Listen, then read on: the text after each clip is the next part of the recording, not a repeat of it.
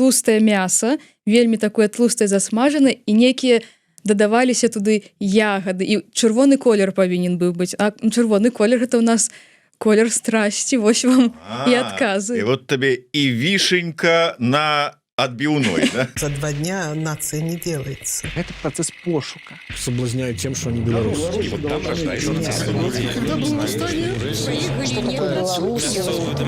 честность. Это не национальная идея. Працягваем шукаць, прамаўляць, намацаваць беларускую нацыянальную ідэю.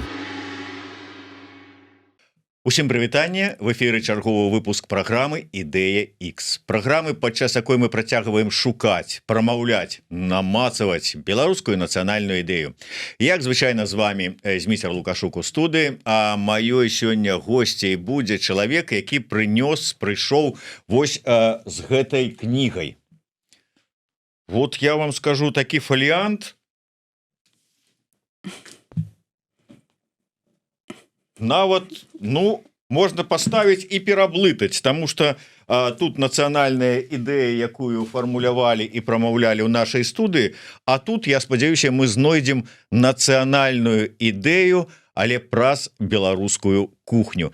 І шукаць мы будзем з аўтаркай вось гэтай кнігі, і не толькі гэтай кнігі, а ўвогуле выдатным фуд-блогерам, псіхадыетолагам Алесей Княжевич. Прывітанне, Алеся. Вітаю. Алеся, давайте пачнем, ведаеце, можа быць такое, я калі толькі вас запрашаў, думаў, што вось нарэшце у мяне будзе чалавек, які разбіраецца добра ў беларускай кухні, я прыгадаў даўнюю такую старую песню нашага добрага беларускага барда Віктара Шалкевіча. І там ёсць такая фраза ў яго: «Я вып'ю самагонкі, я з'ем кавалак сала, і зноў я чалавек, я беларус», спявае Шалкевіч. Так вось, што з'есці, каб адчуць сябе беларусам? Насамрэч шмат чаго можна з'есці, і мне здаецца, у кожнай сям'і гэта нешта сваё асабовае. Напрыклад, у маёй сям'і, як вы ўжо згадалі пра эту самагонку, быў такі, увесь час мой, напрыклад, тата рабіў свой напой хатні, і ні адно застолле ў нас не абходзілася без гэтага. Да гэтага заўсёды ў нас былі, вось ён рабіў шашлыкі так званыя, мы запякалі дамовую хатнюю курыцу, і гэта заўсёды было вось, гэта такое, калі свята было такое вось на выходныя, нехта там сабраўся, нейкае там дзень народжання. А ўжо вось калі было, напрыклад, каляды надыходзілі, то ў нас гэта ўжо зусім другія стравы былі. Гэта, напрыклад, заўсёды куця была 24 на нашым вігілійным стале. Заўсёды былі аладкі з макам, заўсёды хлеб быў хатні, моя бабуля ў печцы ўсё гатавала. Заўсёды нейкія там цікавыя стравы з гарбуза, у нас шмат чаго гатавалася. Агулам, мне здаецца, беларускае гэта вось тое, што расце ў нас на зямлі, да чаго мы можам вось дакрануцца вось так рукой, і гэта нешта наша лакальнае. І ў кожнай сям'і і ў рэгіёне, я думаю, гэта будзе нешта сваё. Я трохі раскрыю эту тэму яшчэ. Я зараз пачала пісаць другую кнігу, яна не зусім як бы пра рэцэпты, але яна больш пра людзей, пра рэгіёны. І там ёсць, і таксама мы рэцэпты абгаворваем, традыцыі нейкія. І калі я пачала размаўляць, я зразумела, што вось я жыла ў Мінскай вобласці, у нас там нешта сваё, гэта рэгіянальнае такое, закрытае, такі бурбалка такая зачыненая. А як я пачала размаўляць з людзьмі з Брэсцкай вобласці, там з Віцебскай, у іх зусім другое было, зусім другая ежа была. Тыя святы, а ежа зусім другая. І таму я спадзяюся, што ў мяне атрымаецца паказаць вось гэта наша нацыянальнае, што мы не ўсе, мы не адзінакавыя, мы адрозніваемся, у кожным рэгіёне ёсць цікавае, што з'есці, выпіць і паглядзець. Слухайте, вот я до гэтага размаўляў, скажем, з тымі людзьмі, хто займаўся вывучэннем маўлення, мовы там з этнографамі, і яны заўважалі, што кожны рэгіён безумоўна ёсць нейкія адрозненні у прамаўленні, ёсць нават нейкія словы абсалютна адрозныя, там ці по-іншаму вымаўляюцца. Калі паглядзець, скажем, на нашы вышыванкі, то таксама кожны рэгіён ён мае нейкія адметнасці, там маладычанская вышыванка адрозніваецца там ад якой-небудзь гомельскай вышыванкі і гэтак далей. Атрымліваецца і ў стравах тая ж самая сітуацыя. Так, адна і тая страва, напрыклад, бабка, вось мы прывыклі, як робіць бабку, націраем бульбу і запякаем. А вось, напрыклад, дзяўчына, што я зараз узгадала, так, гэта быў, падаецца мне, Свіслацкі раён, Гарадзецкая вобласць, то яна мне расказала, што яны адварвалі, напрыклад, бульбу. Ніколі сырой не рабілі, толькі адвараная бульба і сала. Але яна казала так. Сала павінна было быць мяса, там, напрыклад, яна казала, вось, нават фатаграфію мне выслала, сказала, вось столькі павінна быць мяса, ні больш, ні менш. І яны толькі так і рабілі. Ну і вось такія вось нейкія трошачкі нешта адрозніваецца, але мне здаецца, па смаку гэта ўжо будзе, ну, по-другому смакаваць, не таксама. Яшчэ пра такія вот прымаўкі ці там гісторыі ці, я не ведаю, мемы такія беларускія, звязаныя свежыя. Вот я пачаў з песні Шалкевіча, а я думаю, што вы бачылі таксама гэтую такую жарт, калі чалавек пачынае распавядаць на расійскай мове, як яго там нейкія сябры рашылі это пачаставаць по-руску. Господи ты, боже мой. Угостить блинчиками из картофеля, напекли таких золотистых оладок, и ел эти оладки, и чем больше ел, тем больше становился, адчуваў себе беларусам. Это сапраўды такое можа здарыцца?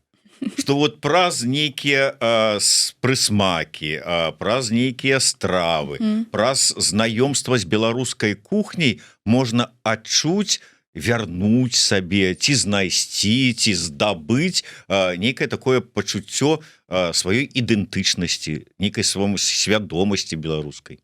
Калі мы жылі ў Беларусі, мне здаецца, гэта не так адчувалася. Ну, ясі гэтыя стравы на кожны дзень і добра. А калі ты вось ужо ў эміграцыі тут сядзіш, то ты ўжо гэта адчуваеш па-другому. Калі ты прыгатуеш гэтыя дранікі, ну, зразу ўжо згадваюцца нейкім дзіцячыя, можа, ўспаміны прыходзяць там да галавы. Нешта там узгадваеш, а вось мы ў Васільках там сядзелі, у кагосьці там дзень народжання быў, вось там дранікі з мачанкай былі і з лісічкамі. І я думаю, што калі мы... Ну, для мяне ежа гэта...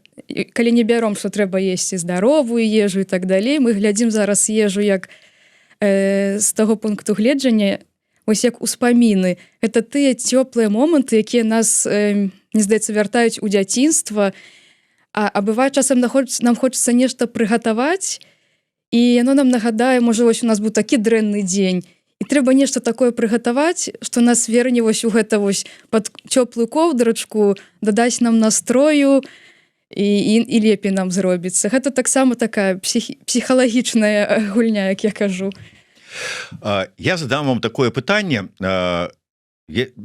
колькі разоў я яго задаваў, што і такое дзіўнае пытанне, таму што калі яго задаеш, умоўна кажучы, там паляку, французу, англічаніну, то на цябе паглядзець і там падумаць, ты дурны ці што?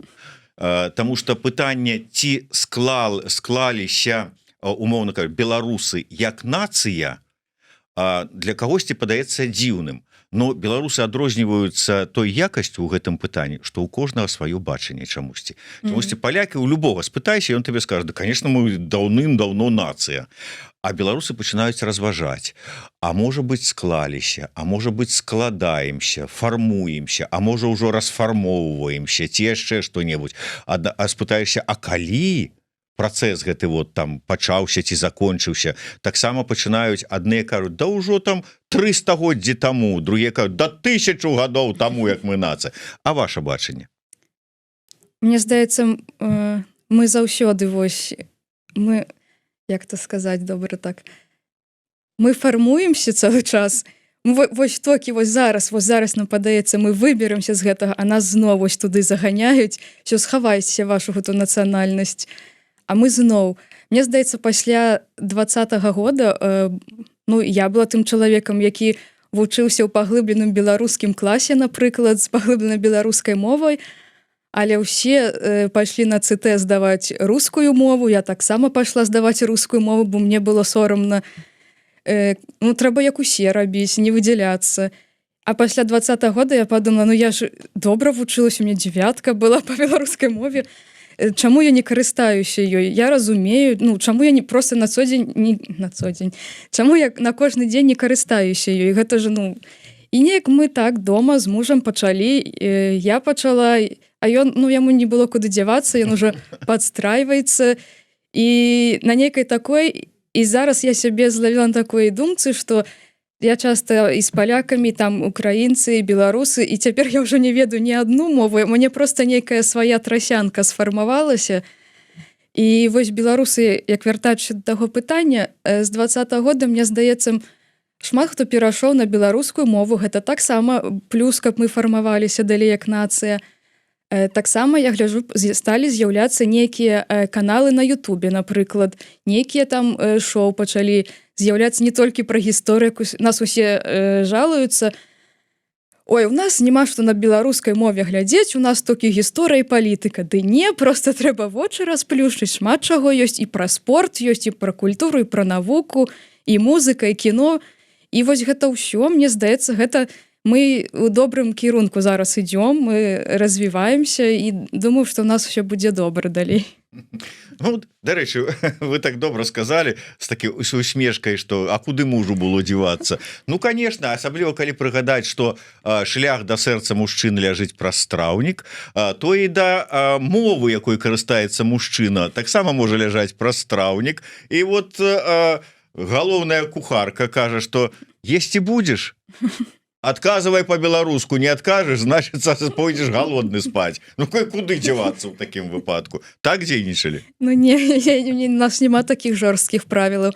Але ёсць другое, вось, напрыклад, калі я там раблю беларускія бранчы мы рабілі ў Варшаве, і там вось з такога банальнага ён это жалаваўся, жалабы мне паступалі, што, кажу, вось ты там пачынаеш рыхтавацца да бранча, там за 3 дні такія стравы робіш, а мне нічога вось не дазваляеш пакаштаваць. Я кажу, ось на бранчы пойдзем, а тады у мяне там вось нешта я ўжо там парабіла, застаюцца, а мне толькі рэшткі гэтыя застаюцца. Ну, то есть по прынцыпу, а гэта на Новы год, да? Так. Ну, што, так, это, ну, трэба чакаць праз 3 дні толькі, праз 2-3. Дарэчы, Алеся, калі ўсё ж таки мы з пункту гледжання ці там праз страву і страўнік глядзім на ўсё ў дадзеным выпадку і на фармаванне беларускай ідэнтычнасці, то як ці беларуская кухня, ці беларускія стравы, ну, нашыя мясцовыя, можа, тады не беларускія, тады ліцвінскія, там ці яшчэ якія-небудзь, як яны там назваць, уплывалі на фармаванне беларускай нацыянальнай ідэнтычнасці, ці наадварот, можа быць, нейкая наша нацыянальная ідэнтычнасць уплывала на нашу вось кнігу, умоўна кажучы, з рэцэптамі, то есть на тыя стравы, якія мы гатавалі і ўжывалі. Я думаю, на нас і ўплывалі і палякі, і літоўцы. Напрыклад, у мяне ўсё дзяцінства гатаваўся бігас, і я заўсёды лічыла, што гэта беларуская страва, пакуль мы не пераехалі жыць у Польшу, і яны тут са сваім бігасам, што гэта іх страва. Таксама, ну, дранікі такое з вядомага, у іх гэта плацкі земнячаныя, з літоўскага гэта цэпеліны, у нас гэта клёцкі называліся ўсё жыццё. З такога узвар, дарэчы, таксама, мне здаецца, неяк моя знаёмая, якая сама з Літвы родам, але амаль усё жыццё яна ў Беларусі пражыла, і вось недавно мы неяк размаўлялі з ёй, я кажу, вось я люблю, мне бабуля узвар гатавала, там сушоныя яблыкі, грушы в асноўным гэта былі, што такое ў садзе расло, і яна кажа, ну і я ёй распавядаю, якая гэта ўсё ж такі які-то цікавы напой, нічога там не трэба, а зараз я кажу з пункту гледжання псіхадыетолага, што там толькі вось вада і сама садавіна дадаецца, ён яшчэ і карысны. А яна мне такая, а пачакай. А у нас тоже такое рабілі, чаму гэта ваша? І вось калі таксама з палякамі размаўляеш, і кажаш ім там пра нейкую страву, яны так у нас таксама ёсць падобная страва. І мне здаецца, увогуле кухня наша фармавалася і з таго боку на пачатку, але цяпер яно само адаптавалася пад нас. Таму што вось, напрыклад, у маёй мясцовасці мы шмат гатавалі мака, дадавалі там тыя аладкі, у нейкае печыва, хлеб з чаборам мы часта рабілі. Тут, калі мы размаўляем, яны кажуць, мы вось рабілі нешта падобнае, вось рэцэпт падобны, але вось мак мы не дадавалі. То бок, мне здаецца, асновы, можа, у нас былі аднолькавыя, але пазней у кожнай залежнасці ад сваёй местнасці адаптаваўся больш. Таксама, як у нас рабілі кашу з гарбуза, тут ніхто як бы не робіць такіх рэчаў. А ў нас гэта было смачны сняданак, каша з гарбуза, нейкія сушаныя там садавіна і яшчэ там, ой, бабулі нашай цэлы гэты мяшок такі быў, усяго там руку засоваеш, дастаеш гэты мікс. Вось табе сняданак, а тут такога няма. Таму я лічу, ўсё, што расце ў нас, ўсё, што ў нас зараз даступна, мы можам з гэтага рабіць нейкія цікавыя стравы. Нам ніхто не забараняе і зрабіць зараз, каб наша кухня не была такая, напрыклад, усе кажуць, ой, яна нездаровая, тлустая, а хто нам забараняе зараз змяняць і рабіць нейкія стравы з лакальных прадуктаў, якія паходзяць вось на нашай тэрыторыі, і называць іх беларускімі. Ну, ніхто ж нам не забараняе. Наша, ўсё. Беларус прыдумаў, беларускае. Алеся, але калі капнуць троху ў глыбіню, вось мы кажам там пра беларускую кухню, беларускія стравы, нейкія нашыя спрадвечныя, народныя і гэтак далей. Але калі капнуць там на некалькі стагоддзяў углыб, там, ну, можа быць, там 3, 4, 5 там якіх-небудзь, ну, я не ведаю, я не спецыяліст, можа вы паправіце мяне. Такое ўражанне, ну, што тады ў беларусаў было? Ну, апроч там яблыкаў, якія раслі на дрэвах, там грушаў можа быць, астатнія, ну, калі браць нармальную ежу, гэта тое, што ты можаш упаляваць у лесе, там злавіць у рэчцы, рэпа, так было. І пшыно якое-небудзь, і ўсё. Што з гэтага можна было нарабіць? Ну, у заможных яшчэ мяса было дамовае. А да шмат чаго можна нарабіць. Напрыклад, з грыбоў можна шмат усяго зрабіць. Можна насушыць, можна замарынаваць, можна іх замарозіць, нават калі на тое пашло. Это вы зараз кажаце, маючы вон лядоўку ў хаце ў сябе, а што 5 стагоддзяў таму, якія штодзенны маглі там марозіць? У склепе, ну... Дзены, ну так, тоже не будем. Ну тады сушыць. Насамрэч, мне здаецца, шмат усяго сушылі. Таму што у маёй бабулі яшчэ вот печка засталася, то як прыходзіў вось гэты час грыбоў, ягад, то ўся печка была завешана вось гэтым, сушылі ўсё, абсалютна ўсё. Усе грыбы, усе ягады, ўсё, што ў нас было ў агародзе, ўсё гэта сушылася, і пазней гэта даставалася і рабіліся нават як джемы такія рабіліся, падліўкі розныя з грыбоў, у суп дадавалі, што там бульба, грыбы, фасоля, і вось вам суп зімой. Самыя простыя рэчы рабіліся. Зараз, конечно, мы можам, але я зараз таксама сушу. Я сабе спецыяльна тут купіла сушарку, і мне зараз, я кажу... А грыбы дзе вы бярэце свежыя? На Халі Міровскі. Не, ну я сушу, але ну ўжо не трэба перабольшваць. Я зараз, мне здаецца, раней людзі да гэтага прасцей адносіліся. Калі мы, напрыклад, маё ўсё дзяцінства, мы хадзілі ў лес, збіралі грыбы, ягады, і гэта было нармальна. Я жыла блізка леса, напрыклад, мы заўсёды нават без дарослых хадзілі. А зараз, калі мне, напрыклад, я пайду ў лес, я ўжо... Ой, ну я грыбы не буду браць, бо яшчэ атраўлюся. Ягады, можа, возьму, а можа, гэта тыя ягады, якія падобныя на... Ось яны недобры, але таксама выглядаюць. У нас зараз, мне здаецца, мы вельмі задумваемся. І ўвогуле, беларусы, як я ўжо не казала, мне пыталі, беларусы — гэта нацыя вот гэтых перфекцыяністаў. Усё павінна быць ідэальна зроблена, вычышчана, вылізана. І таму, мне здаецца, нам цяжка бывае ў жыцці. Так я вось кажу, не пойдзеш ты зараз, я не пайду, не назбіраю, бо мне страшна, што я атраўлюся пазней. У нас вельмі шмат вось гэтых установак зараз у галаве. Калі з людзьмі пачынаеш размаўляць, там самае простое, вось апошняе там ой, як мне ўсё там абрыдла, не ведаю, што мне цікавага з'есці. І кошты гэтыя ўсё там пачынаеш казаць, вось там шмат у хто зараз вось вітаміна D не хапае, напрыклад, з імі размаўляеш. Я самае такое простое кажу, ну вот у ласосі там можна з'есці, калі пачне з'есці. Ой, канешне, гэта так там каштуе з вашымі гэтымі самымі. Я кажу, добра, ёсць сялёдка, у якой таксама шмат вітаміна D. Які цяпер будзе аргумент на гэтую сялёдку? Нема аргументаў. Таму мне вось здаецца, у нас шмат гэтых установак, і з якіх мы вось нам трэба больш гэта ўсё адпусціць і падумаць, што так паглядзець, што мы маем вакол сябе, што цікавае расце з той самай жа рэпы. У нас неяк гэту рэпу усе зараз свіня моя бабуля давала і ўсё. А зараз вось вяртаецца гэты тренд на гэту рэпу.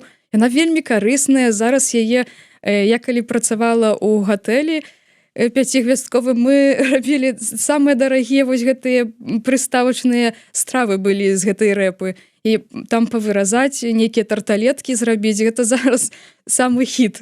А ў нас гэта свіням даюць. Я таму кажу, трэба вось трохі так паглядзець, не трэба выдаваць кучу грошай, можна проста засяродзіцца, больш увагі надаць нейкай гародніне, з гародніны ўвогуле можна і нейкія і пасушыць. Тады ўзяць яе вось так парэзаць, запячы ў духоўцы, будуць вам чыпсы з гародніны. Тады вось, калі ўжо кружочкі надаелі, узяць у гэтыя столбікі нарэзаць, змяняць кшталты, колеры, каб яно не прыядалася, і я думаю, гэта ўсё таксама, ну, гэта ўсё наша. Не трэба глядзець там, як мне кажуць, там бывае нейкія, ой, вось гэта авакадо, ну таксама можна з'есці, это смачна, але мы таксама, ну, наша гародніна, на не хушэйшая, яна часам і здаравейшая. Трэба вось, я кажу, трэба прыглядацца да свайго. Трэба. І тут ёсць некалькі момантаў. Першы, скажыце мне, ласка, як вам падаецца, я некалі пачуў такую, здаецца, это Сергей Шупа сказаў, выдатны перакладчык, сказаў такую фразу: пашкрабі любога беларуса і под тонкім налётам хрысціянства акажется паганец. Мы ўсе паганцы дзесьці ў глыбіні душы. Ну, дзяды мы ўсе адзначаем, калі ўжо на тое пайшло, і купалле, і ўсё астатняе. А калі вот гэта сапраўды так, і якую ролю адыгрывае вось менавіта паганства ў нашай кухні? Я думаю, напрыклад, у нас вось гэта зараз як это свята называецца, я забылася, ў канцы вясны. Не масленіца, другое свята. Ну, я не вялікі знаўца. Я таксама паганскае свята, і там не бліны робяць, а там менавіта рабілі аладкі на гэта свята. І вось, і там былі аладкі, яны рабіліся з грачанай мукі менавіта. Яшчэ нават у маім дзяцінстве, калі мы хадзілі ў дом культуры, нават адзначалася, у нас не масленіца, а менавіта вось гэта свята было. Я не помню, як яно называлася. І вось мы тады пяклі гэтыя аладкі. І толькі тады, гэта толькі вот адзін дзень у годзе мы рабілі гэтыя аладкі. Таксама, калі браць, ну, каляды мы ўжо не бяром, але, напрыклад, дзяды, калі мы возьмем. У нас заўсёды на дзяды таксама рабілася вось гэта каша такая з гарбуза і печыва з гарбуза. І яно вось рабілася менавіта, вось як збіралася ўся радня, мы хадзілі на могілкі, і тады мы ўсе збіраліся за сталом, і ў нас былі вось гэтыя стравы. Ну, вядома, былі і стандартны, але вось такіх страў, што вось з гарбуза былі. Ну, каляды мы не бяром, гэта хрысціянскае свята. Але мне вось казалі, што, напрыклад, у нас заўсёды на каляды куця была, але вось хто там з Брэска, мне падаецца, в обласці, то там мне казалі, што яны толькі на Вялікдзень куцю ели. Таму на купале ніякіх вось такіх страў я сабе не прыгадаю цікавых, тому што там усе больш займаліся нейкімі танцамі, гаданнямі, а страў такіх вось не прыгадаю. Но мне здаецца, што увогуле ні адно свята ў Беларусі не абходзілася без смачнай ежы, каб накрыць стол, і сталы ў нас ломяцца ад ежы. які б беларус не быў, якога класу, бедны, багаты, сталы заўсёды ў нас ломяцца. Я не ведаю нават, адкуль людзі бяруць грошы, але ніколі не было, чтоб ты да некага прыйшоў у госці, хтосьці там табе казаў, вось цяжкія там часы, у госці прыходзіш, сталы ломяцца ад ежы. Таму будь то нейкая урачыстасць такая паганская, ці гэта нейкая проста... У нас вот сёмуха была, у нас на сёмуху, дарэчы, збіраліся, калі яшчэ там суседзі былі маладзейшыя, помню, збіраліся у нас там у лесе, такі столік быў, і заўсёды уху варылі. Чаму на сёмуху, я не ведаю, але это заўсёды было так. Во дзіўна. А як вы думаеце, вот тое, што такі характар беларускі, вось гэта нейкія рахманы такі, без вот гэтага чуб на бок, там шашку нагала і пашоў там біцца за сваю там гонар, годнасць і ўсё астатняе, а такі ой, мы тут тутэйшыя, мы тут вот і не па-беларуску мы пагаворым, а вот на нашай гаворцы просто нашая, і вот на нашыя стравы уплываюць на тое, што вось такі рахманы характар у беларусаў нейкія там абы што, ні рыба, ні мяса, як кажуць. Ці гэта наадварот? Мы сваім характарам на кухню нашу уплываем, фармуем яе. Ну, я б не сказала, што беларусы ні рыба, ні мяса. Магчыма, ёсць такое, што калі паглядзець на нашы стравы, яны ўсе такія спакойныя, неагрэсіўныя. Іх можна, калі робіш, напрыклад, чаму у нас на святы от шмат робяць булак розных там, таму што вось гэта цеста, калі замешваецца, гэта ж тая самая медытацыя. Это трэба ўсё рабіць спакойна, паволі. І вось, ну, таксама з гэтага складаецца. Я думаю, ўсё ж такі наш характар уплывае больш на стравы. Мы вось такія вось спакойныя людзі. Ну, але калі вы бачылі калі-нибудь, калі беларуса вось вывесці з раўнавагі, там што не будзе вам памяркоўны ні рыба, ні мяса. Як дасць, так раздасць. Ну, да, ведаеце, толькі спачатку вывесці вельмі складана. Выведзеш, не выведзеш, незразумела. Калі вот зноўку вяртаемся да гэтай кнігі, скажем, з гэтай кнігі, не з гэтай кнігі, там просто можа яшчэ ў гэтую не патрапіла, у іншых будзе. Калі б вот вы хацелі паказаць менавіта беларускасць, беларускі характар, беларускую кухню у тым ліку, якую б вы страву паставілі, зрабілі б?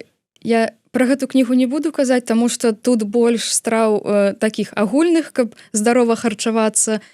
Але вось зараз была ў мяне кніга на каляды, падрыхтуйся да свята на каляды, і зараз будзе яна вось перавыданая, і я пераглядзела яшчэ раз, і увогуле я не хацела казаць, што вось там беларуская, яна прям беларуская, я ўсё ж такі, калі паразмаўляла з людзьмі з другіх рэгіёнаў, я ўсё ж такі спынілася на тым, што трэба напісаць, што гэта славянскія каляды, таму што тое, што было ў мяне ў рэгіёне, яно не зусім тое, што было на ўсёй Беларусі, таму гэта ўжо будзе нагласць так на ўсё раскідвацца. І самае галоўнае у гэтай кнізе на каляды, я лічу, што там ёсць рэцэпт куці, которую рабілі менавіта, это яшчэ моя бабуля рабіла. Гэта будзе як арыгінальны рэцэпт, але я яго трошкі мадыфікавала, дадала нейкіх рэчаў, якія на мой сённяшні погляд здаюцца больш здаровымі і больш даступнымі.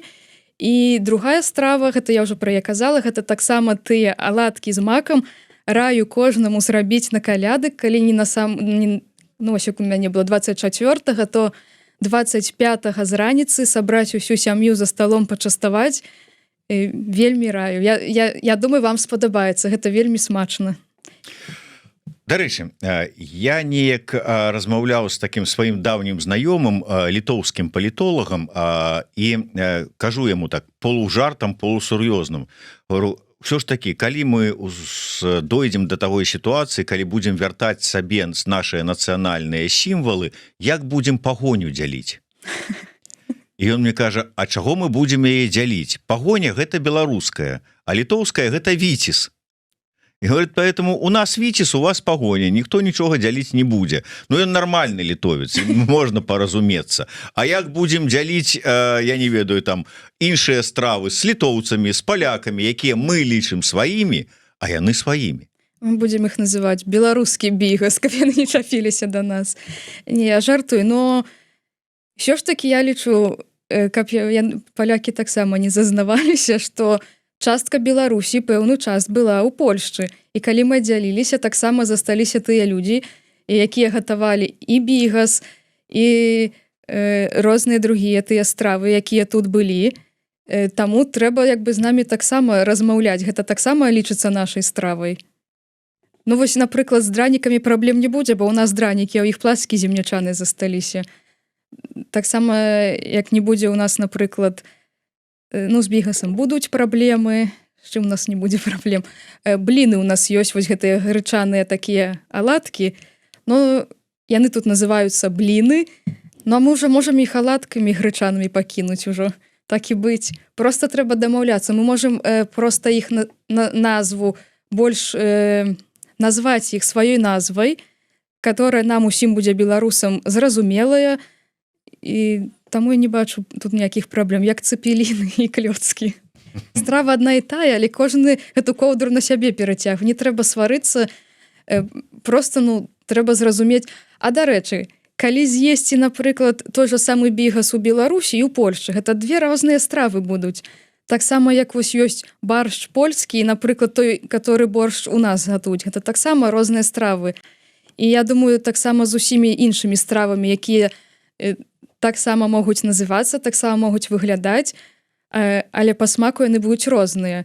Да таго яшчэ можа быць, як яно будзе выдадзена, як падача будзе аформлена. Таксама, можа, у нас будзе гэта па-другому. Можа, у нас гэта нешта будзе, ось як у нас любяць дранікі з мачанкай падаваць, са смятанай, а для палякаў гэта можа быць дзіўна. Таму не трэба і пра гэта забывацца. Калі назва нават і застанецца, трэба рабіць акцэнт на тым, як гэта выдаць, каб гэта было больш некіх дадаць мелкіх точачных вось гэтых элементаў, каб гэта вот всё, гэта беларускае, гэта не польскае, ўсё, адчапіцеся ад нас. Слухайте, Алеся, а як это так атрымліваецца? Вот вы зараз казалі пра тое, што беларусы нават здавалася б там галеча, а калі нейкае нешта там свята ці яшчэ што-небудзь, то стол, ну, па магчымасці, вот поўны. І то есть вот прыходзяць госці, і на табе такі стол з аднаго боку, з другого боку. Ну это ж таксама праўда з даўніх часоў, калі там сусед прыходзіць і там типа там Янка, дай сякеру, нема. Так вон же под лавай ляжыць, а то для сябе нема раздаваць. Як яно сумяшчаецца? Вось гэтая такая, ну не скажешь, сквапнасць, беражлівасць, гаспадарлівасць беларуская з аднаго боку, і вось гэтая шырыня душы. Мне здаецца, з аднаго боку так, беларусы вельмі насторожана да кожнага ставяцца. Нам трэба вот пэўны час, каб мы нейкага чалавека пусцілі за свае межы, каб мы перасталі вось гэта хаваць гэтую сякеру. А з другога боку, беларусы вельмі гасцінныя людзі. Як я ўжо казала, дзе б я не была, у якія б я госці не хадзіла, у нас заўсёды вось гэта вот шырокая душа, як кажуць. Таму цяжка сказаць, чаму вось яны гэту сякеру хаваюць, але, напрыклад, калі вось я расла ў такім маленькім мястэчку, і у нас вось такое яшчэ было. Сосед, напрыклад, вось, адзін сусед коліць кабана, так, другі ўжо вось так ходзіць там, глядзіць, наблюдае. Ага, значыць, сёння, хутчэй за ўсё, мяне пазавуць у госці. Так, пайду дапамагу, каб ужо на 100% мяне пазвалі. Так, справа суседка, таксама так, закалолі, цяжкая праца ўжо зрабілася, пайду дапамагу разбіраць. Ну, мяне ж таксама, каб пазвалі на свежанінку. Вось з гэтага таксама ўсё складаецца. У нас яшчэ людзі, чаму з аднаго боку яны вось такія зачыненыя, з другога адчыненыя, як я кажу, што бо вельмі баяцца яшчэ, што пра іх падумаюць іншыя, і з аднаго боку яны баяцца паказацца, быць нейкімі грубымі, вось нейкімі там незычлівымі, і таму вось гэта так узнікае, што з аднаго боку ты не хочаш гэта часам рабіць, а табе трэба, бо пра цябе дрэнна скажуць. І вось у нас няма нешта пасярэдзіне, ёсць альбо забіраю ўсё, альбо не, я яшчэ пачакаю, Ну калі ўжо ён убачыць, ну тады ўжо куды мне дзявацца. Ну да, с аднаго боку, да, вот гэта сапраўды. А як это там, што людзі падумаюць, што людзі скажуць, это вельмі такое уплывае. Это мы зараз можам, да якая мне розніца, што ён там скажуць. А на вёсцы гэта вялікае значэнне мае. Ну это вельмі важна. Яшчэ адзін момант. Калі вот параўноўваць усё ж такі вот жыццё, там лёс, нейкая складанасць выжывання, існавання, яно ўплывае на тое, якія песні, скажем, складаюць і спяваюць беларусы. Як не паслухаеш беларускія народныя песні, дык это ўсё ой, гора, бяда, няшчасце, слёзы, і там і цячэ вада ў ярок, і там я бедная няшчасная, ой, там чырвоная вішня з-пад кораня выйшла, і штосьці там аддалі мяне не туды, і гэтак да зязюлечка. А на кухню гэта як уплывае? Ёсць такое, што таксама нешта вот нейкая там вот адчуваецца, здаецца прыгожа, вот нейкая там вот гора, бяда. Мне здаецца, вось калі нам сумна, нам хочацца паесці нечага тлустага, салодкага, такога шкадлівага. Таму вось калі паглядзець на нашу кухню, калі мы заўсёды вось такія гаротныя, няшчасныя, то ось тыя стравы, у нас якія стравы гэта ўсе? Тлустыя, салодкія, на дражджах, і так, каб гэты сум недзе затушыць, закрыць, забіць. Я вып'ю самагонкі, я з'ем кавалак сала. Ну вось. Вы, дарэчы, кажаце, усе гаротныя. Мне заўсёды, калі былі дома застолле, дзед спяваў гэту песню «Цячэ вада ў ярок». Я заўсёды думала, што гэта вясёлая песня. Пакуль вось зараз тут у Беларусі, у Варшаве я пайшла на вакалы і кажу, вось мне цікава, давайте, вось я кажу, там, Даша, моя настаўніца, кажу, давай я гэтую песню пачнем вучыць, і калі я пачала глядзець гэты тэкст, так яна ўжо не такая і вясёлая. І дарэчы, і ўсе гэтыя песні нашы народныя, так, яны ўсе вельмі гаротныя. І я думаю, гэта вельмі ўплывае на нашу кухню, таму што не можаш ты увесь час сядзець у гэтай дэпрэсіі. Неяк трэба адтуль выходзіць, вось прыходзілі гэтае свята, таму гэты стол ламаўся ад ежы, ты наядаўся, святкаваў. Ну а далей, здаецца, мне зноў даходзіла дэпрэсія да наступнага свята, каб пад'есціся пазней. Дарэчы, мне расказу тлумачыла дзяўчына, якая займалася вывучэннем фальклору і песень, што вельмі шмат у гэтых гаротных песень, але зашыфравана такога эратычнага сексуальнага кантэкста. Там вот там кладачку занесло і напаі коня, дык вот напаіць коня гэта не ў прамым сэнсе напаіць коня, а в очень таком сексуальным сэнсе напаіць коня. А гэты вот такое адценне ў наших стравах ёсць? А вось паглядзіце, у мяне ёсць кніга на Вялікдзень, і там ёсць страва гуляш па-радзівілаўску.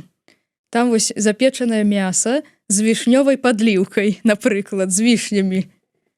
Ну вось былі вось такія стравы, дзе былі вось гэтыя дзіўныя такія смакі, калі я вось там таксама шукала нейкія цікавыя, як раней заможныя людзі елі. Было шмат страў, напрыклад, тлустае мяса, вельмі такое тлустае засмажанае, і нейкія дадаваліся туды ягады, і чырвоны колер павінен быў быць. А чырвоны колер гэта ў нас колер страсці, вось вам і адказы. І вот табе і вішенька на адбіўной, да?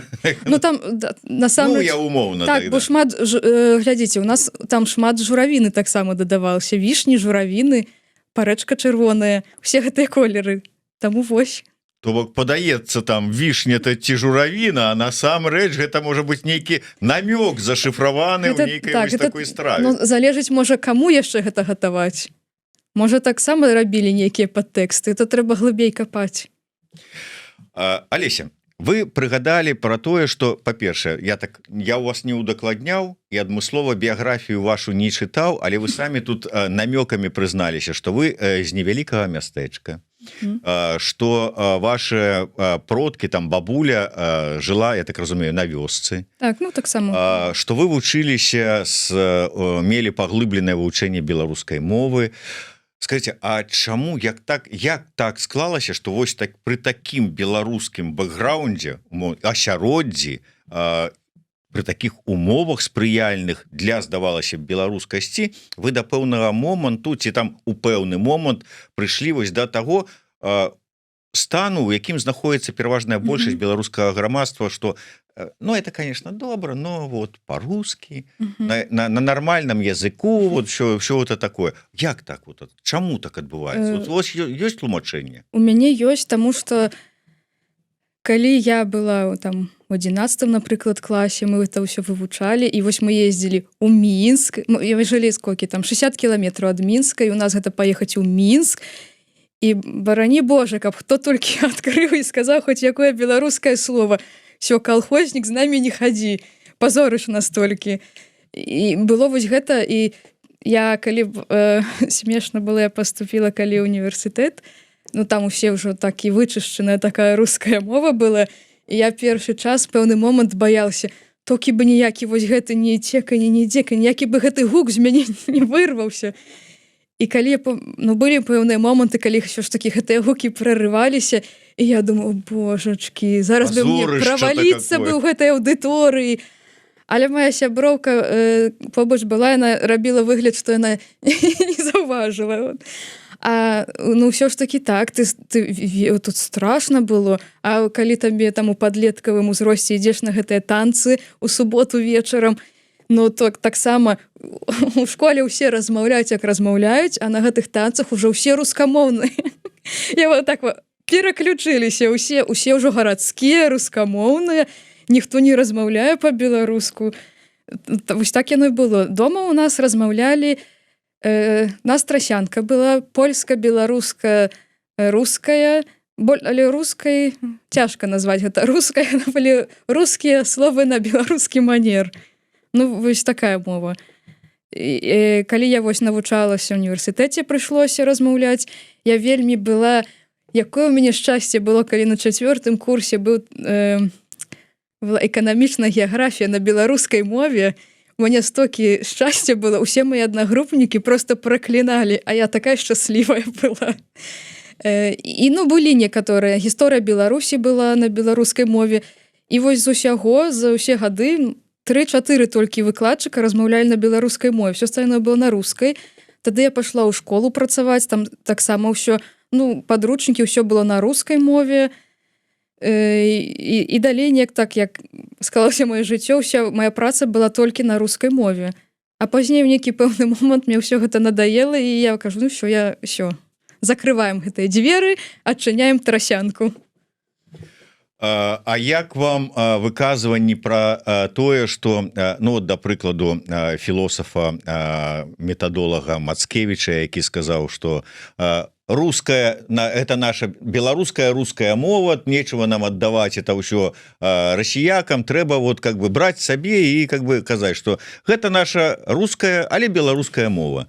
Там ці выказванне таксама са свежага, з апошняга Святланы Алексіевіч, про тое, что там руская мова прынесла Украіны, Афрыкі, дала магчымасць там цывілізавацца, там ці яшчэ што-небудзь там, не, дакладней, в Афрыку та англійская, а тут, маўляў, тут руская, можа, такую ж самую адыгрывае. Вот сёння, ацэньваючы вось гэтую ўсю сітуацыю, як вам падаецца, ўсё ж таки беларусам перашкаджае захоўваць сябе вось гэтая ўзровень той русіфікацыі, які ёсць, ці не? Перашкаджае. Ну, на маю думку, перашкаджае.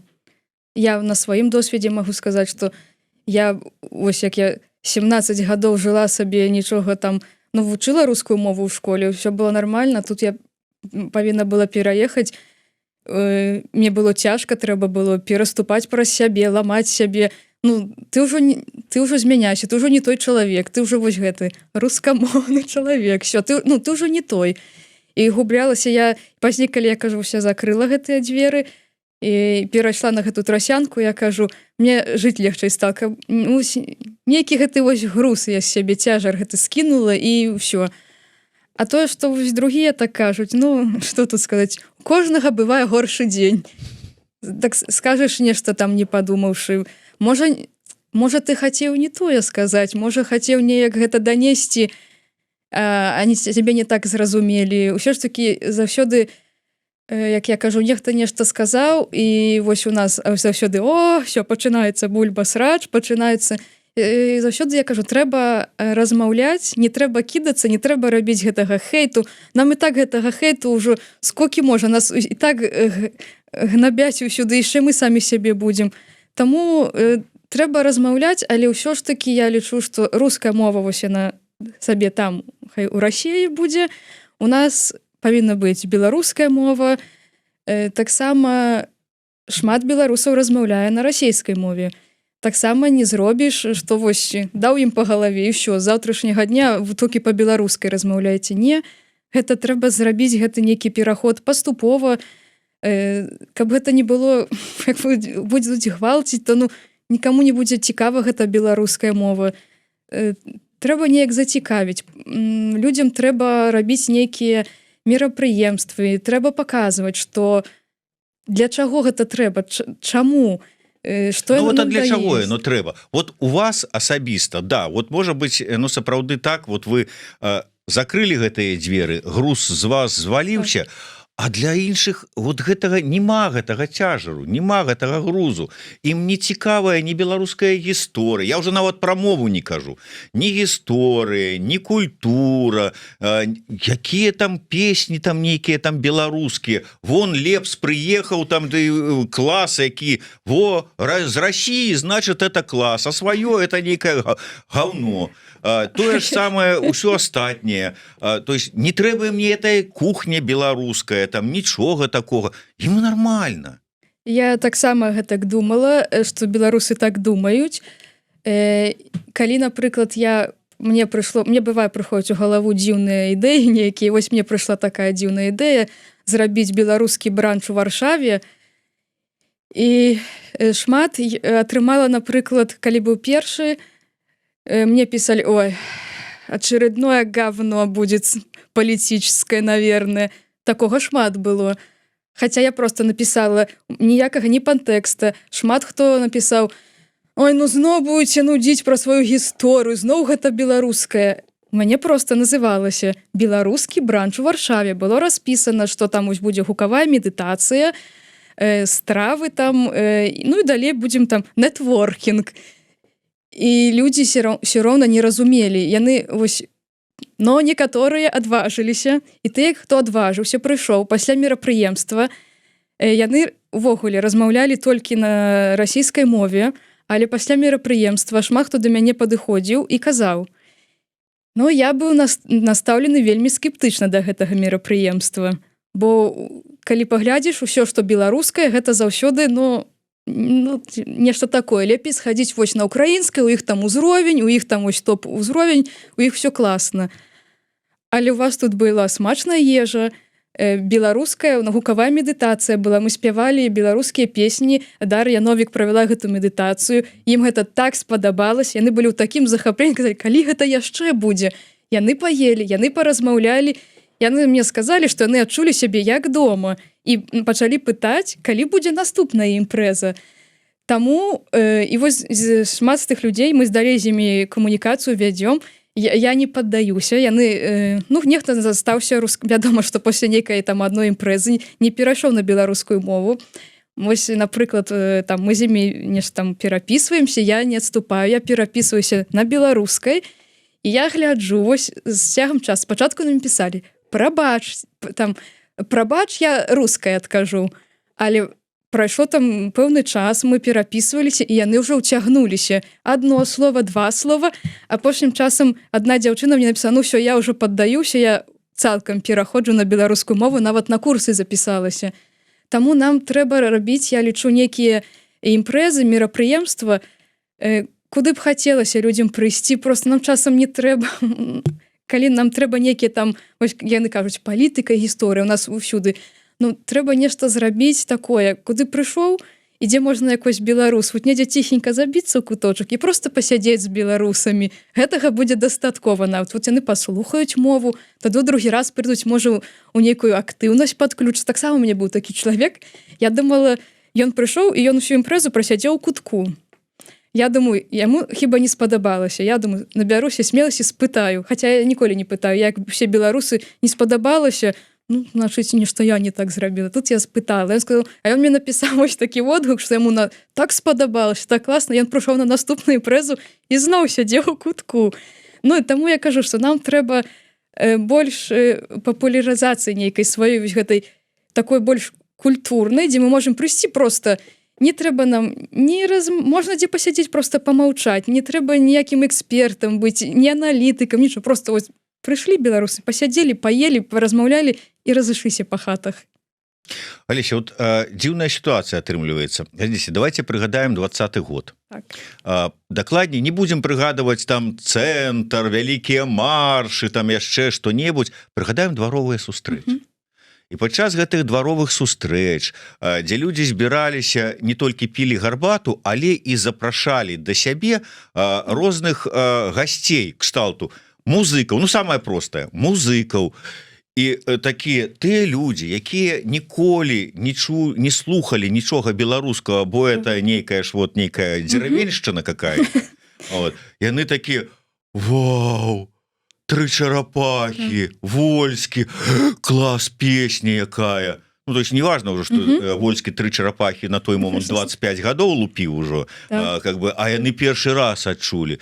Яны запрашалі да сябе гісторыкаў, слухалі гісторыкаў і такі: о, так а мы ж, оказывается, не толькі ўсё жыццё, там, усю гісторыю у лапцях хадзілі і некуды ўсё і пёрлі сваю крыўду. Мы ж маглі падоршай уны гэтым настучаць. О, так мы тут. Яны слухалі пісьменнікаў. Во, кнігарня пісьменніка. Колькі стаіць на адным і тым жа месцы у цэнтры горада на праспекце Незалежнасці. О, беларуская літаратура, Ганна Севярынец, ай-яй-яй, як цікава пішыце, буду чытаць вашыя кніжкі. Купалаўцы.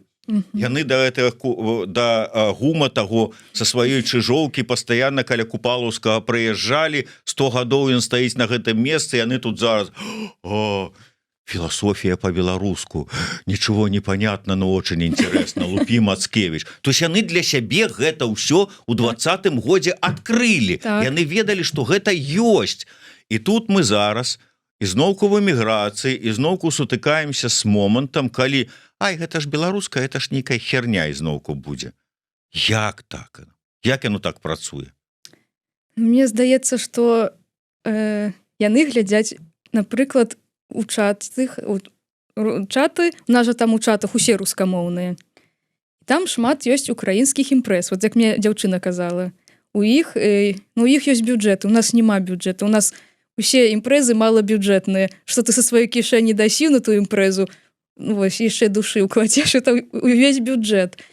І трэба, калі ты ідзеш на беларускую імпрэзу, трэба разумець, што гэта будзе імпрэза з уласнага бюджэту. Гэта, ну, ты не зробіш нейкі там вау-эфект, ты зробіш вау-эфект, но гэта будзе по-другому. Трэба адразу настрайвацца. І таму у нас усё з насторожнасцю. На нейкую там імпрэзу адну схадзілі неўдалую, і потом уже опять все то же самое. Да, это беларускі зноўку там збяруцца нейкая альбо фігня, альбо там пра палітыку. Мне ж пісалі ў каментарах, як я уже казала людзям, не пішыце мне, бо гэта не так. Но не трэба мне у лічку, сколькі мне пісалі.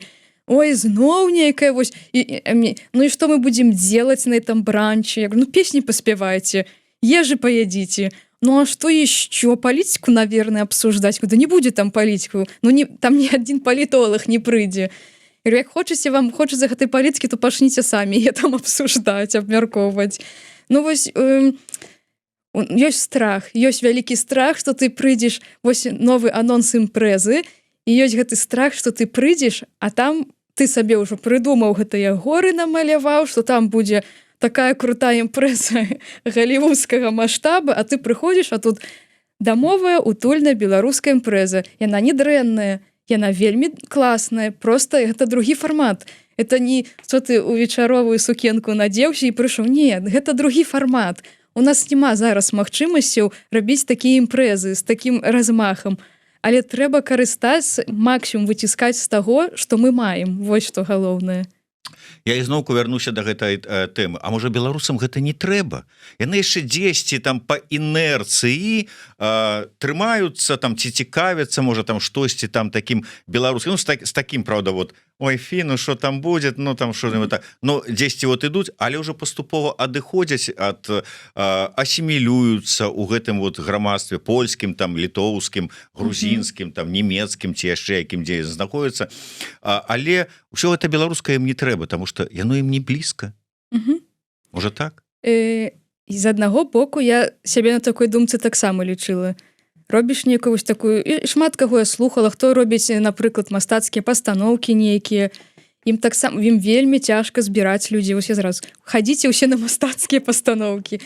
Это вельмі цяжка. Людзі ўкладваюць свае асабістыя сродкі, сваю час, энергію працы, там вельмі шмат працы. І калі ты прыходзіш вось на нейкую беларускую пастаноўку, а ў тэатры сядзі 20 чалавек, і думаеш, ну бляха, у Варшаве стока беларусаў, а прыйшло 20, і з гэтых 20 я і мой муж 2 чалавека, дзе усе астатнія? І ты глядзіш, вось яны там на Маргенштерне нейкім там яшчэ дзесьці. І тады апускаюцца рукі нешта рабіць. І ты думаеш, нікаму это ўжо не трэба, все ўжо вось яны апалячыліся, там хто-то там з украінцамі ўжо тусіць, это ўжо там, і мы ўсе вот так вот просто разбіраемся. А тады ты ідзеш на нейкую другую пастану. Ну, здаецца, што можа і рэкламы было мала, можа і не ўсе ведалі. А тады ты прыходзіш недзе, там, дзе другія беларусы, пачынаеш ім распавядаць, што вось, я была на такой імпрэзе, там было тое, а калі гэта было? А дзе? А чаму ты мне не сказаў? А чаму ты не бачыў? І тады я кажу, так я вам пісала, пашлі. А у кожнага яшчэ ёсць такое, вось у нас, як я заўважала, напрыклад, вось украінцаў і палякаў, вось некая там нават мясцовая будзе невялікая імпрэза, яны ўсе рэпосты, лайкі, каментары, клас, падтрымаць. У беларусаў можа з таго, што мы баімся. Зараз ты зробіш гэты рэпост, паставіш лайк, а цябе экстрэмістам прызнаюць. Хто ведае, каго сёння можна рэпосціць, гэтага ўжо заўтра не можна рэпосціць і лайкаць. І ў нас гэта ўсё вось ты выдаеш грошы на рэкламу, вроде рэкламу зрабіў, а ніхто не прыйшоў, можа яно і не трэба. А другі раз вось мяне было такое, што я ўжо рукі апусціла у апошні бранч, ўсё, раблю апошні раз і ўсё на гэтым, кропка, больш гэтым не займаюся, нікаму не трэба. Я нават рэкламу не запускала, я просто ўсё, нейкі рылс зрабіла ў інстаграме і ўсё. Хто прыйдзе, той прыйдзе. А людзей запісалася стокі, што мне прыйшлося ім адмаўляць пазней, што прабачце, я не магу, прастора настолькі не разлічвае. Таму я кажу, гэта увогуле беларусы гэта такі цікавы народ, што я не ведаю, ім вось у адзін момант гэта стрэльня, яны ўсе прыйдуць, у другі момант не, это яшчэ залежыць можа ад падзей, якія ў свеце, вось нейкія там глобальныя падзеі будуць, вось мы ўжо засумавалі, усе у нас ужо няма, і рукі апусціліся, і энергіі няма, і з хаты мы не хочам выходзіць. А тут нешта здарылася, вось пайду на беларускае, клас, вось ён сядзіць, так, мала беларускасці, пайду кудысьці схожу, і вось гэта прачынаецца, але трэба дзяліцца, калі вам спадабалася, трэба гэтым дзяліцца, трэба расказваць. Гэта больш спрацуе, чым гэты таргет у інстаграме. Я думаю, таргет спрацуе, але вось гэта сарафаннае радыё, гэта, мне здаецца, больш працуе. Ну так, зразумела. І як мне падаецца, трэба адыходзіць ад гэтага, што а вот у украінцаў лепей, пайду-ка я туды. А чаму не зрабіць сваё лепей? А ніхто не хоча рабіць. Дык да, это ж трэба... Нехта трэба, каб зрабіў, я пайду, обсяру, мне не понравилось, и пойду другое. Да, то есть по принципу, а чего это вы мне за 5 лет Лукашенко не перемогли до этого часу? Я тут сажу, чакаю, а вы гэтакія гультаі нічога не зрабілі мне, да? З гэтага ж. Так. Ну да, так, Олеся, говорил бы, оказывается, с тобой. Слухай, давай, может быть, на завершение. Усё ж таки, да, уявім сабе. Па-першае, як тебе падаецца, ці не моцна мы зараз тут вот тыя, хто быў вымушаны выехаць у эміграцыю, наколькі мы змяняемся, наколькі мы аддаляемся ад таго тых, хто застаецца і што адбываецца ў Беларусі, што калі будзе ў нас такая магчымасць, як кажуць, муры рухнуць і мы зможам вярнуцца, то мы атрымаемся, ну как бы, што мы адзін аднаго не разумеем. І думала наконт гэтага, можа быць так. Гэта самае страшнае, што можа быць, што у нас не атрымаецца дамовіцца, таму што ну, мы тут, мы, як бы гэта не гучала, мы развіваемся, у нас больш магчымасцяў нейкіх. Людзі, якія там засталіся, цяжка ў такіх умовах шукаць для творцаў, шукаць нейк... Ну, чым ты будзеш? Што стане твоей музай, калі ты такіх жорсткіх умовах? Таксама з ежай, калі ты гатуеш, гэта ж таксама трэба, каб нешта, нейкая муза прыйшла, нейкае натхненне да цябе прыйшло. І вось тут мы развіваемся, трошкі ідзем наперад. Таксама там, можа, ёсць магчымасць, але мне здаецца, там гэта цяжэй рабіць. І вось гэты такі разрыў, мне здаецца, будзе. Ну, мы гэтага, мы не пазбегнем. Я так думаю, мы не пазбегнем гэтага. І тады нам трэба не так будзе прыйсці, вось я прыходжу, а вось глядзі, я тут такія тарталеткі рабіла, вось там пакуль у Польшы сядзела, а я там вось такія курсы закончу, а я там вучылася, а яны... Ты вось з гэтым, вот там і сядзі. А давай мы тут па-нашаму, вось як у нас все было, вось мы тут неяк жылі, а ты тут зараз лезеш са сваім. І таму нам трэба неяк будзе падысці да гэтага з усей пяшчотай, пачаць размаўляць. Ну, мы людзі, мы не зверы, мы можам размаўляць, у нас ёсць рот, мы павінны размаўляць, у нас як бы ёсць такая магчымасць. Мы можам есці. Мы яшчэ можам есці, вот так. Вот якое блюдо ты прыгатавала, каб вот, ну, скажем так, па разуменню паспрыяць лепшаму? Ну, усе кажуць дранікі, кажуць. Я думаю, усе б сказалі, вот давайте дранікі зробім з мачанкай. А я б, можа, нарабіла нешта беларускае, напрыклад. Вось тыя ж сырнікі, як у нас рабілі. У нас гэта увогуле не сырнікі, у нас гэта твараговыя аладкі ў мяне называліся. Зрабіла бы з гэтай журавінай. Зараз у Беларусі, я гляджу, шмат гэтай журавіны таксама ёсць. Мы бы парабілі гэтых падлівак з журавіны, каб вось гэтай страсці дабавіць чырвонай, каб мы ўсе паелі, падабрэлі. Абавязкова трэба было б наварыць узвара, як супраць алкагольных напояў, але разумею, што ну, гэта толькі я, таму ну, прыйдзецца самагонам пачаставаць гасцей. Абавязкова трэба будзе спячы дамовы хлеб. Хлеб з маслам гэта не карысна, я кажу як псіхатыетолог, але як беларуска скажу, што трэба будзе з'есці хлеба з маслам. Вось гэта хатняга масла, гэта вот скарыначка, вось, которая хрусціць, яе вось адрэзаць, намазаць гэтым маслам таксама. І сала абавязкова павінна будзе быць. Мы тут усе ў эміграцыі ўжо ад гэтага сала настолькі, вось нам гэтага не хапае, як з кім не размаўляю. Ну вось таксама трэба будзе яго там падаць. Дранікі зробім з мачанкай, таксама зробім. Трэба будзе зрабіць вось гэтых, як у маёй мясцовасці рабілі яшчэ гэтыя вось аладкі з грачанай мукі. Гэта таксама цікава і смачна, тое, што нас аб'ядноўвае. Ну і вядома, нейкія цікавыя стравы, якія мы навучыліся тут, будучы ў эміграцыі як беларусы, але перанялі на сябе. Напрыклад, вось я часта зараз раблю всякія тут хумусы, а я кажу, подождите, мы можам рабіць наш беларускі хумус з гарбуза, з гароха, у нас все гэта было з фасолі, гэта ўсё расло ў маёй бабулі на гародзе. Вось я кажу, трэба вось гэта я прывязу з сабой, хай людзі пакаштуюць, і вось так я пакажу, вось гэта вось тое сучаснае, беларускае, сучаснае, але ўсё яшчэ беларускае, чаму я вось прыдумала тут, але мы можам пакінуць у нас, і трэба вось так будзе патрохі падсоўваць гэта, паказваць, расказваць, і магчыма мы, можа, дамовімся, і не будзе ў нас нейкіх вось такіх грамадзянскай вайны не пачнецца на кухні, вось так это сказаць.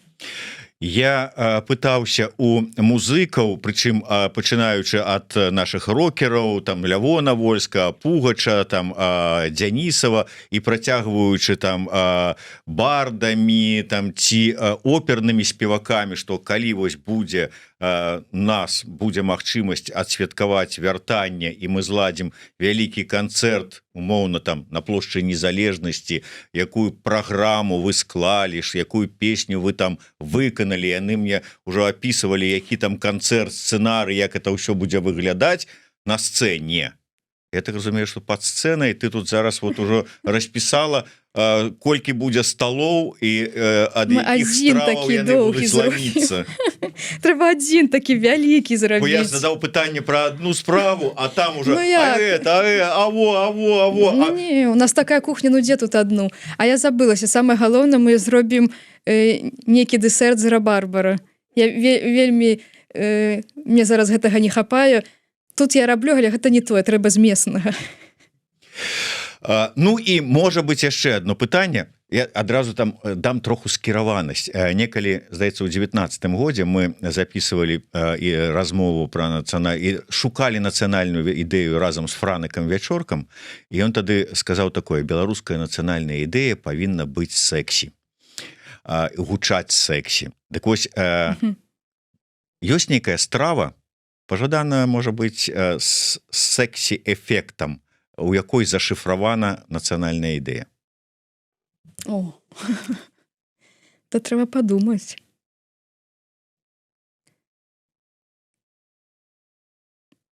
А вось калі б нам зрабіць, напрыклад, ось нешта мне толькі гэта ў галаву мне прыйшло. Дэсерт гэта зразумела, што нарабіў. А вось зрабіць з такой стравы, гэта бы быў хутчэй за ўсё, вось як мы беларусы сціплыя такія людзі, як я казала, перфекцыяністы, то гэта павінен быць вось такі фінгерфуд, гэта будзе чамусьці. Маленькі дранічак, вось такі, дакладна, на які мы гэта кандытарскага мяшка, вельмі прыгожа, накладзем смятаны. Далей мы зробім, дададзім акцэнт сучаснасці, мы вельмі тоненька нарэжем ласося, мы накруцім гэтага ласося, вось так ружу такую зробім прыгожую, а зверху, каб дабавіць яшчэ больш, бо ласось гэта не зусім беларуска, але мы дадалі гэты акцэнт для сучаснасці, трэба будзе пасыпаць сушонымі валошкамі, гэта будзе, якраз у нас усе спалучацца колеры, думаю, гэта будзе цікава. Нішто сабе. Вот, ну, такое уяўленне, не ведаю, як это па смаку будзе, но візуальна я сабе ўжо гэтае блюдо уявіў, вот як это выглядае у якасці блюда нацыянальная ідэя. Але ўсё ж таки, на завяршэнне, нацыянальная ідэя ад Алесі Княжевіч гучыць як? Трэба заўсёды заставацца беларусам, неважна, на якой мы тэрыторыі не знаходзіліся, неважна ўвогуле дзе, у якой частцы свету, і заўсёды ствараць Беларусь вакол сябе. Заставайся беларусам і стварай Беларусь вакол сябе. Дакладна. Вось такая нацыянальная ідэя ад нашай госці, псіхадыетолага, фуд-блогера і проста выдатнага чалавека Алесі Княжевіч. Вось гэтая кніга, набывайце, калі ласка, ну і прыходзьце на яе імпрэзы, як гэта? Бранчы. Во. Будзе... Даўняе беларускае слово. Не, будзе, дарэчы, беларуская калядная вячэра, вось. Вось. Алеся, дзякуй вялікі. Вось гэтую кніжачку з нацыянальнай ідэяй у якасці падзякі ад Еўрарадыё, праграмы Ідэя Х і мяне асабіста за такую выдатную размову і шыкоўную нацыянальную ідэю. Асабліва вось як уяўлю сабе вот гэты вот дранічак невялічкі, але вот так упрыгожаны, так ввогуле. Так і хочацца беларусізавацца яшчэ далей і далей. Дякую. Больш і больш, бы говорится. Дзякуй вялікі яшчэ раз. Але чакайце, я таксама не з пустымі рукамі. Нічого сабе. Я таксама прынесла падарунак. Зараз вось вам. Гэта вот гэтыя вот дранічкі. Не, нешта другое, што можа вам дадаць пачуццё дому. Ой, я достану, покажу. Я так разумею, самаробны. Так. Самаробны хлеб. Беларускі, хай зроблены у Польшчы, у Варшаве, але тым не менш... Так, па смаку будзе як такі, як барадзінскі падобны, з кменам, з шаборам, усё як трэба па-беларуску. Все по-беларуску. Так что заставайцеся беларусамі, дзе б вы не былі, і будуйце вакол сябе сваю Беларусь. Беларусь, яна тут. До сустрэчы. Дзякуй. До сустрэчы. Дзякуй.